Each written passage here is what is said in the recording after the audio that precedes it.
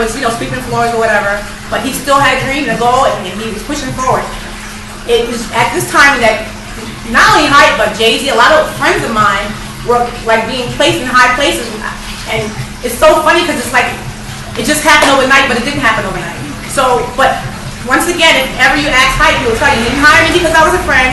He didn't hire me because he thought I was a nice person. He hired me because he felt I was gifted, and I was confident in my gift. Like I said, I may be a little shy before the camera, before you, but I'm very confident in my gift. I'm a phenomenal hairstylist.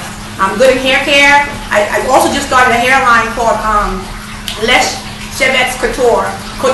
It's extension hair. Really good. And I'll share more about that later. I'm going to get from before you. I know you guys are probably tired of hearing me talk. Once the guy started working in Foreplay for Kid and Clay, Hype Williams was starting to do music videos.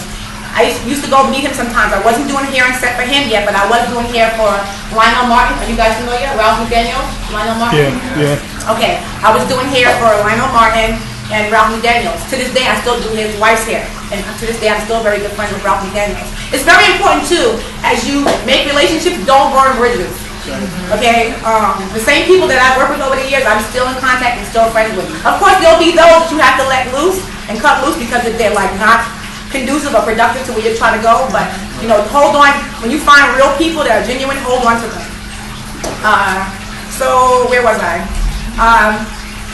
Pretty much I went from doing hair foreplay to Hype Williams started to do videos. He asked me to come meet him one day in Philly. He was doing a Boys and Men video. So I get on set. Like I said, I was not working with him on set yet, but he was a very close friend of mine, and I was one of his biggest fans of his work. So we get on set, and he's taking me around, introducing me to everyone, and I go, Hype.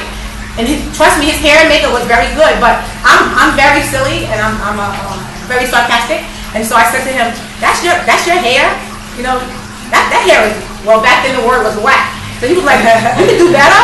So I was like, yeah, I can do better. So I was confident I could do better. So not really believing that he would hire me, but he said, okay, you hire next week. And the job was for an Old Dirty Bastard video. Shimmy, shimmy, shimmy.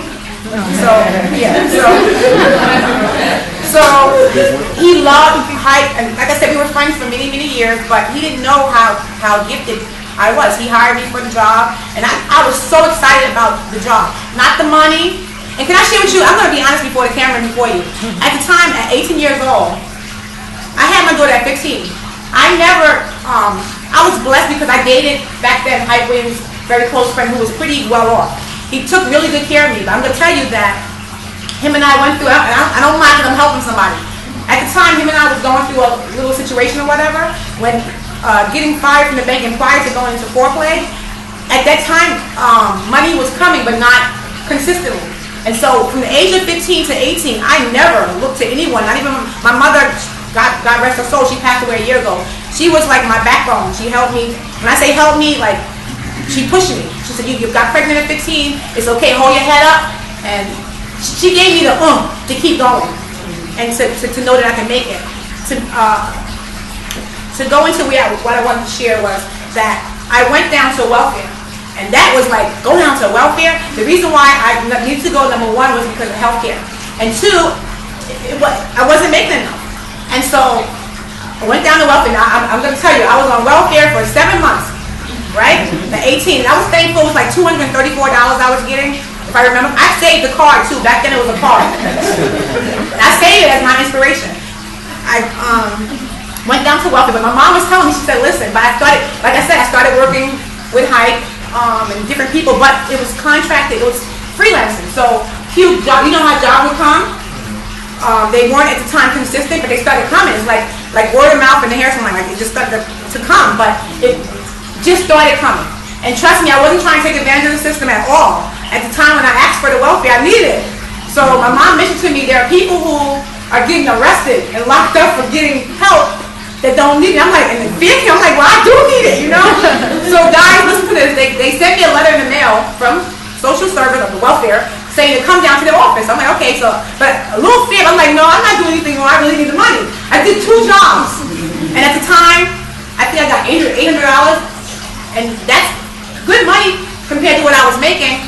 Nothing compared to what you make for a video now, or what the blessing the Lord has allowed me to experience making through doing hair in the industry, but $800 for one job, that was awesome. Okay, so I Went down to the welfare agency, sat in front of the person. She's like, "Are you working?" I said, "No," because I wasn't. It was freelance. 2 jobs I did. I wasn't sure when the next one was coming. She said, "Okay, well, what is this?"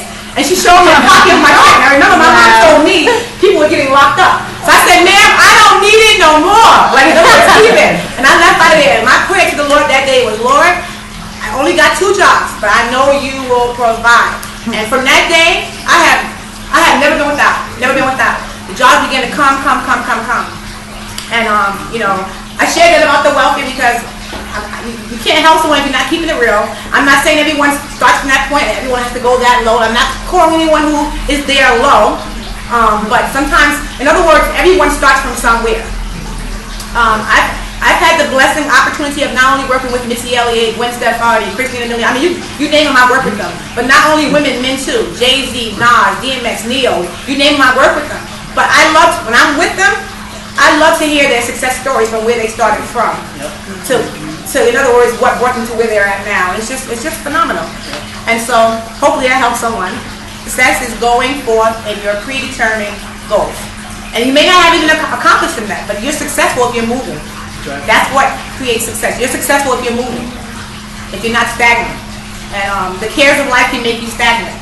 I just want to, share, stay focused, keep moving, and beware of distractions. Distractions come. If you're a woman, they come through handsome men. If you're a man, they come through beautiful women. Stay focused. Your thoughts, and I'm going to move from before you. Your thoughts are everything. We're not here by mistake today. Everyone is here because your thoughts brought you here. Whether it be to speak or whether it be to hear. Everything that you've accomplished in life, whether it be good, bad, or indifferent, you were brought there by your own thoughts. Not the person next to you, not your haters. I'm one that may sometimes speak about my haters, but I'm very careful because your haters can't stop you. Actually, they're your biggest fans. They should be motivated. They should be fuel. But no one can stop you but you. It's your thoughts that's going to take you either beyond the stars, or it's your thoughts that's going to keep you, here. And so you become what you think. So I'm going to move from before you. Hopefully, this helps me a lot. Like I said, taking the index card. Even if you've accomplished much, like people that I talk to that are millionaires already, they do this. And I want to share with you a book that I think is phenomenal for everyone to read that will change your life. It's called what's the name of the book? It's called Happy Pockets Full of Money by David. What's his last name? David Gakandi. Gakandi. David Gakandi. And that book will change your life. And I'm going to move from before you. I thank you for listening. And hopefully, a little bit that I shared helped you. And, keep striving for the best. And I look forward to maybe one day seeing some of the faces and, the levels of success I know you're going to reach.